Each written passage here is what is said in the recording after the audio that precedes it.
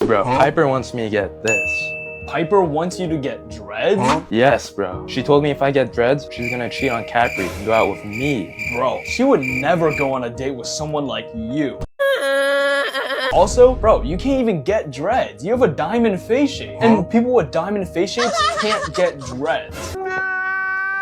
Bro, I don't care what face shape I have. Just give me the dreads. I want this date. Listen, bro, I'm the barber, you're my client. You listen to me. I'm the one that knows how to cut hair, not Piper. She has no idea what she's talking about. I'm gonna give you a low taper, little blowout, and a messy textured fringe. And bro, trust me, Piper is gonna love this so much more, all right? Bro, listen, I just really want this date. And if this is the haircut that gets me this date, I'm fine with it. You know me, I'm Vooper Cuts. And you know what they say, if it ain't Vooper, It ain't super duper. yes sir.